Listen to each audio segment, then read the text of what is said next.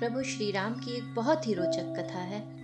एक दिन वनवास के बाद संध्या के समय सरयू के तट पर तीनों भाइयों सहित टहलते श्री राम से भरत भैया ने कहा, भैया एक प्रश्न पूछूं?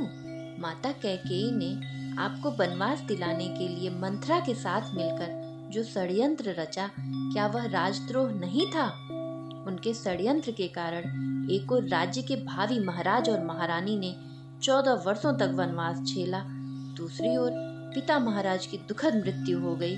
ऐसे षड्यंत्र के लिए सामान्य नियमों के अनुसार तो मृत्यु दंड दिया जाता है, फिर आपने माता कैकेयी को कोई दंड क्यों नहीं दिया?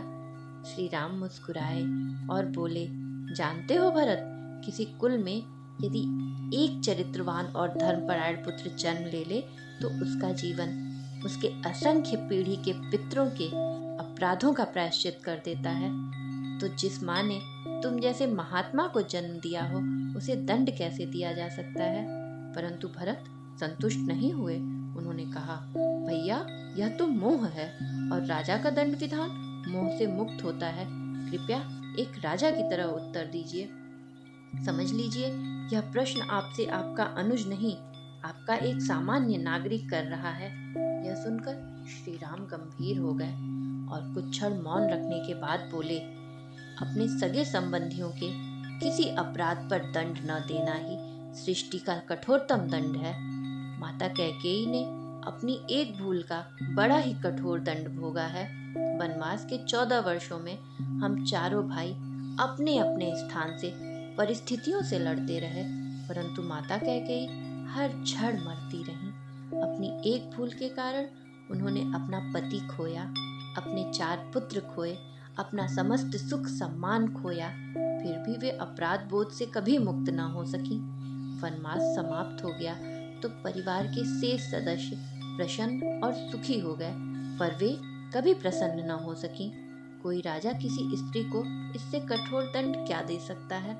मैं तो सदैव यह सोचकर दुखी हो जाता हूँ कि मेरे कारण अनायास ही मेरी माँ को इतना कठोर दंड भोगना पड़ रहा है। श्री राम के नेत्रों में जल भर आए और भरत आदि भाई मौन हो गए। श्री राम ने आगे फिर कहा, माता कैकेयी की भूल को अपराध समझना ही क्यों है भरत? यदि मेरा वनवास न हुआ होता तो संसार भरत और लक्ष्मण जैसे भाइयों के अतुल भ्रातृ प्रेम को कैसे समझ पाता, कैसे देख पाता? मैंने तो केवल अपने माता पिता की आज्ञा का पालन मात्र किया था, पर तुम दोनों ने मेरे स्नेह में 14 वर्षों का वनवास भोगा।